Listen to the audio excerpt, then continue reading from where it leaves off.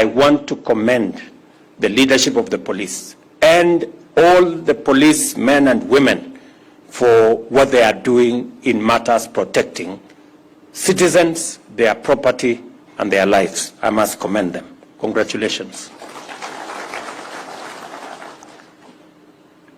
I want to commit that process of modernization, I intend to see it to completion in the next 2 years so that we can have the equipment necessary, the vehicles necessary. Thank you very much.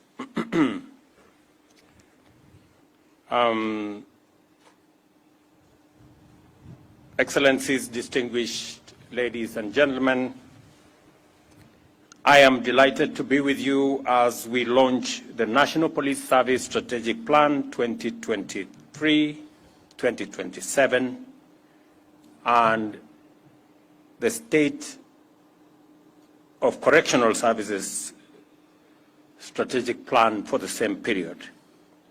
This is because we have before us two blueprints which not only reaffirm our steadfast commitment to the safety and security of citizens and their property, but also establishes a robust framework for developing a modern, efficient, responsive police service and prison service. Anchored in these strategic plans is a bold and clear step forward, creating a secure environment for where each and every citizen can thrive. National security, public order, and the safety of every citizen are the underlying enablers of all economic activity.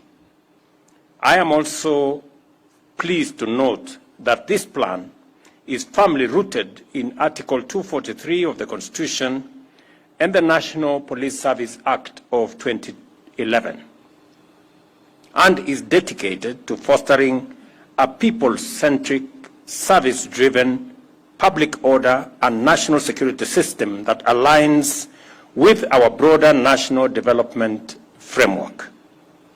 With this strategic plan, the National Police Service is positioned to develop robust capacity to effectively address current and emerging security challenges, ensuring that Kenya remains a stable, prosperous, and safe nation, that our economy is conducive for sustainable growth. The 2023-2027 strategic plan outlines 8 key goals that are integrated to transforming the National Police Service and aligning it with a broader national security agenda. First, our investments in infrastructure, equipment, and capacity are aimed at significantly enhancing service delivery. This is the context in which we must understand the value of projects like the deployment of mine-resistant ambush-protected vehicles in regions such as the North Rift, Northeastern, and Upper Eastern, the operationalization of the National Police Hospital in Kanyonyo and Mbagathi, the completion of the DCI National Forensic Laboratory, and the establishment of the National Police Leadership Academy.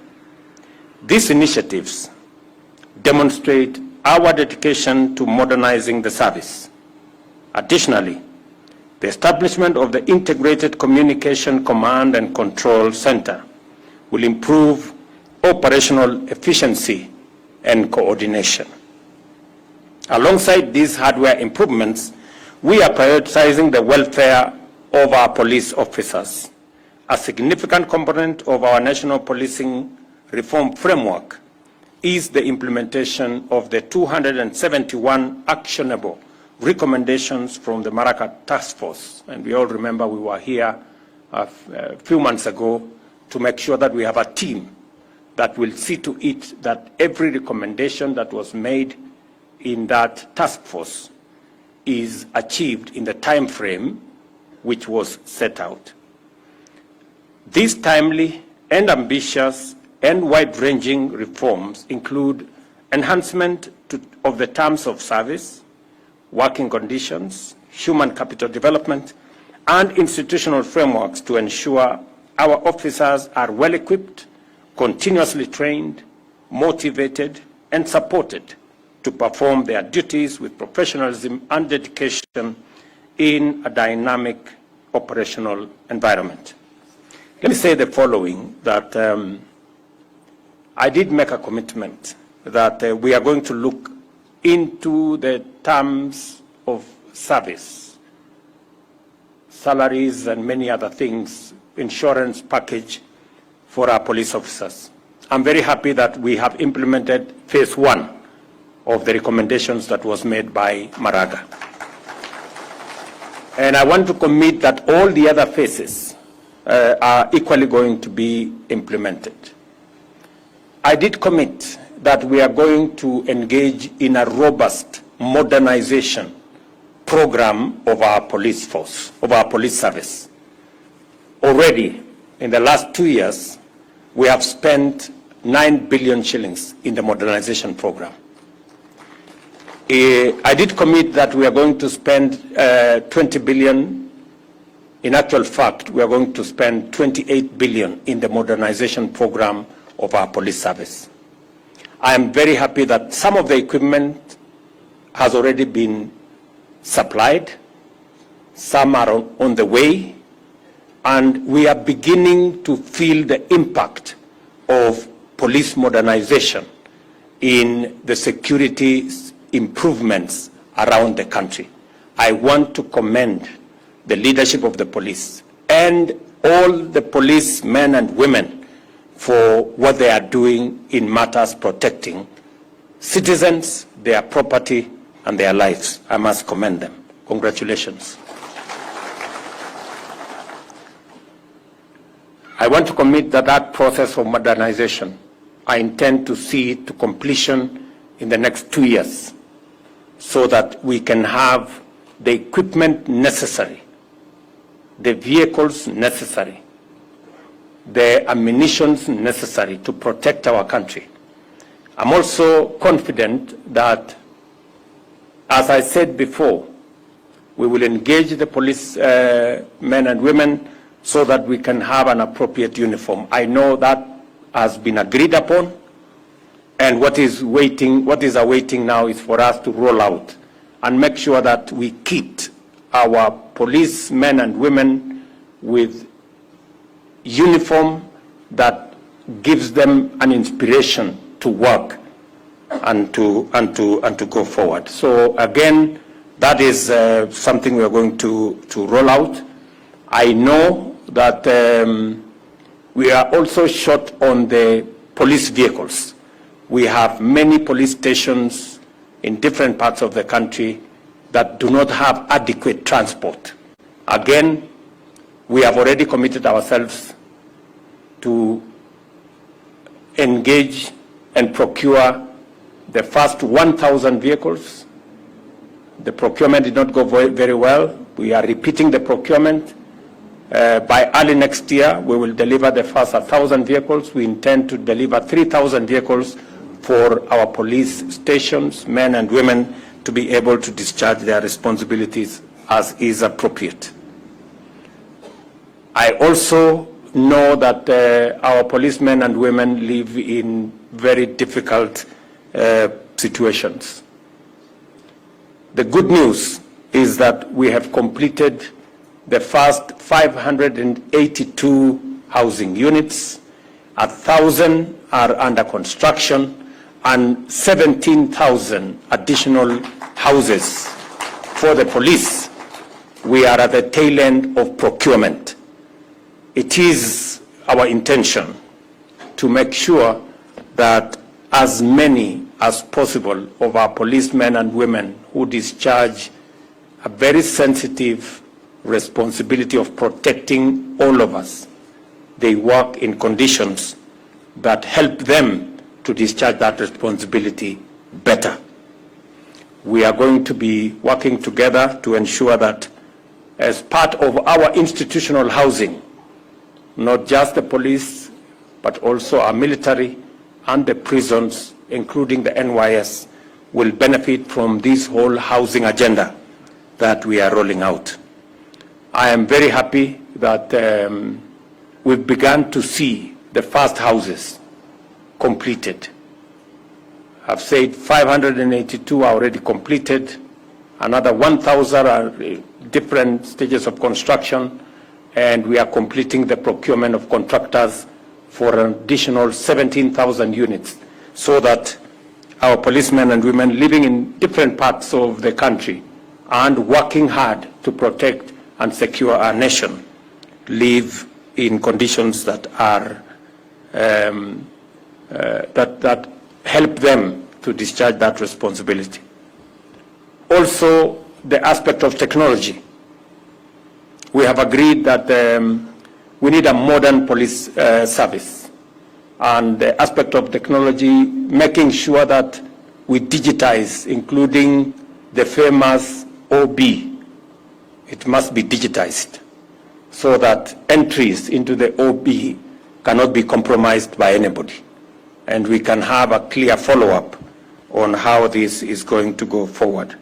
So we will work together.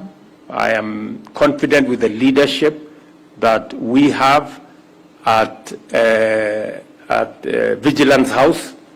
I am very confident with the leadership we have at the Office of the President to make sure that we work together in this endeavor. And I commend the National Service for placing technology at the core of the strategic plan that we are launching today. In today's rapidly evolving digital landscape, many offenses and security threats are enabled by digital technology, and the ability to detect, disrupt, deter, and investigate these threats depend on our capacity to operate effectively in a high technology environment. By integrating ICT into surveillance, investigations, and crime deterrence, and utilizing technologies such as drones for border security, enhancing the Directorate of Criminal Investigations cybersecurity capabilities, and bolstering the IC3 under the Inspector General's office, we are taking decisions and actions to ensure that the NPS stay ahead of emerging threats. It is equally important to uphold the highest standards of professionalism and accountability. I am therefore pleased that this strategic plan identifies the strengthening of oversight mechanisms, such as the Internal Police Affairs Unit, and collaboration with agencies like the Independent Policing Oversight Authority, the Ethics and Anti-Corruption Commission, the Office of the Director of Public Prosecutions, and the Commission for Administrative Justice as viable mechanisms for combating corruption, upholding human rights, and maintaining public trust. Additionally, this strategy leverages on our commitment to the operationalization and the financial autonomy of NPS as critical enablers of effective policing. With the operational budget now directly managed by the Inspector General, the National Police Service has the financial independence necessary to utilize resources efficiently, enhance service delivery, and maintain operational flexibility to deal with emerging challenges in different parts of the country. It is important to note that the launch of this strategic plan is not an end in itself. Instead, it marks the beginning of concerted efforts that must be undertaken consistently and with exceptional focus to achieve results. A strategy that fails to execute its mission or achieve its vision is an organizational failure, a professional misdirection, and a wasteful error. Therefore, this strategic plan is a call to action to begin the journey of transforming the National Police Service into a trusted, professional, and efficient institution in order to achieve our collective vision for a safer Kenya position our national security system as a guarantor of progress, and prioritize professional service to every citizen. The reforms proposed in the Maraga Task Force report, and which have been adopted by the security services concerned, also extend to the Kenya National Prison Service. Consequently, the construction of 28,000 units in the prison service will be agreed upon, and I have given very firm instructions this morning that we need to agree on the mechanism for unlocking that potential. Our men and women service in the correctional services live in very difficult conditions as well.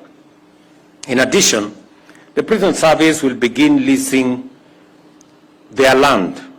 Again, I have said we have so much land in the hands of government. We have seen what commercialization of these lands can do. There is every reason why we must work with the private sector to commercialize the pieces of land that we have, produce food, produce other products, so that we can make these assets much more useful to the different government agencies.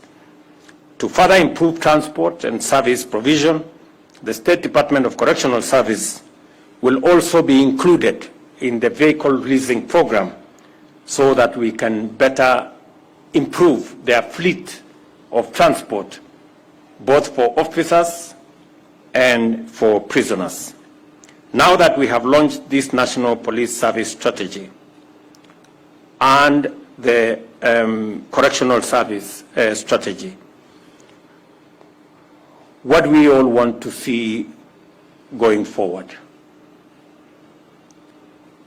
You know, because as I've said, launching this strategic plan is just the beginning, but it can be monumental failure if we don't move the next steps.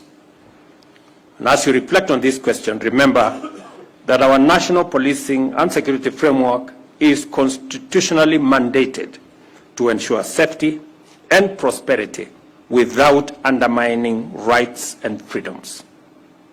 We aspire to remain a secure democracy, which means you must perform your duties in a manner that promotes maximum safety and freedom. Kenyans should experience a shift in policing from practices characterized by extrajudicial illegality, impunity, and excesses to an approach defined by adherence to due process and the rule of law, fostering excellent relations with communities and inspiring trust among citizens. I understand very well the balance that we have to make, and we must operate within the parameters set out in the Constitution. We must protect the lives, property, liberties of citizens and our democracy. That is an imperative, and it is a constitutional requirement of our security agencies. On the other hand, we must also, as citizens, respect, support, and work with our security agencies as they discharge that responsibility. It cannot be the case that while our security men and women are doing their utmost, they are being attacked, they are being vilified, they have no support. It cannot work. We have to strike a balance as the police and other security agencies discharge their responsibility, citizens on their part. We must live in accordance with the rule of law. We must respect the police. We must work with the police, support the police so that they can protect our assets, they can protect life, and they can protect our stability. There must be a balance. On the subject of femicide, I must commend the police that they have arrested every person that has been profiled who has engaged in femicide, and they have been charged. But as parents, me being one of them, as citizens, the religious community, we must step up, because there is a moral issue around what is going on in that space. And parents need to do more. The religious community need to do more, as the police do their part. It is not a matter that we can say we leave it to the police. Yes, the police will arrest, the police will deal with many of those people who will have committed crimes. But as parents, as people who morally should guide the young people in our nation, we should also step up so that we can deal with that challenge from a broader and all society approach. As a government, we are resolute in supporting the implementation of this plan, both plans actually, and together let us forge a future where the rule of law prevails, public safety is guaranteed, and Kenya's prosperity is built on a foundation of trust and security. So, IG Kanja and your team, I have said that I have confidence in the leadership of the NPS as it is.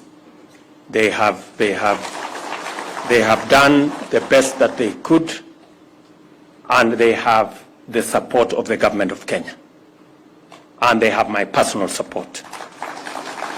I understand very well that our men in uniform, security agencies, operate in very difficult circumstances.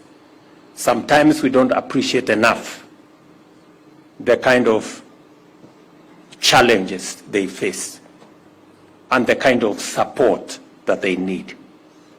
But I want our security men and women to know that I fully appreciate, the government of Kenya understands, and that is why we are going to go out of our way to make sure that the job that you do, the mandate that you have, we support you so that you can achieve it.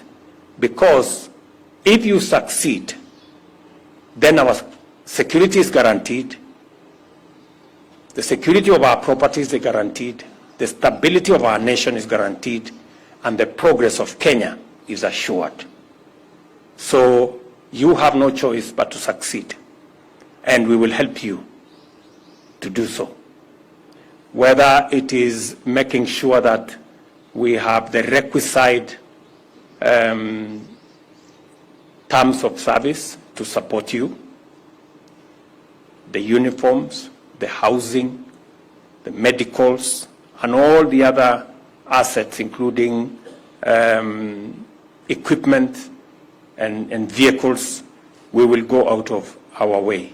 I know that we haven't invested in the police in a long while, and that's why I made the decision that in the next 2 years, we're going to invest 28 billion to enhance the equipment, the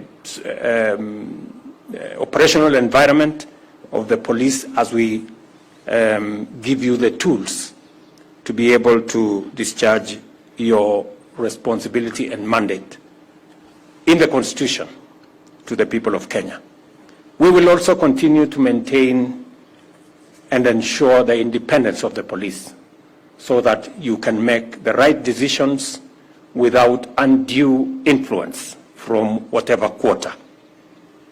I also want to give you my assurance that we will defend the actions of the police that are within the law and any action that helps us to maintain peace and security in our country. We will also implore citizens to work with our security agencies, to respect our security agencies, to abide by the rule of law, and to make sure that we live within the parameters of what is provided by the Constitution. That way, we can all move together and secure our country. We have absolutely no reason, and there is no other way. This country must be secured. All other things, all other engagements, any other progress cannot happen unless we have peace, we have security, we have stability. It is the bedrock upon which we can build any meaningful progress going into the future. And you, as men in uniform and women in uniform, you are the people charged with that responsibility to make sure that we have peace, that we are secure, and that our country is stable. I know it is an onerous responsibility, but I promise you we will support you because you must achieve it. We cannot make progress in any other field unless our stability is guaranteed, unless our security is guaranteed. It is as serious as that, and therefore we are going to invest in the security of Kenya by investing in the police service and all the other security agencies that support our security, our stability, and ensures our progress. The two strategic plans of NPS and our prison service are now officially launched. Asante sana. Thank you, Your Excellency, and we would like now to symbolically just have pressing of the buzzer for us to have those two strategic plans launched. I'll request that you kindly take our seats and allow me, Your Excellency, to invite the following to flank you. Let's have the PSS present in the House. Let's have the IG of Police, the SA National Police Service, Commissioner General of Prisons, and Balozi Neil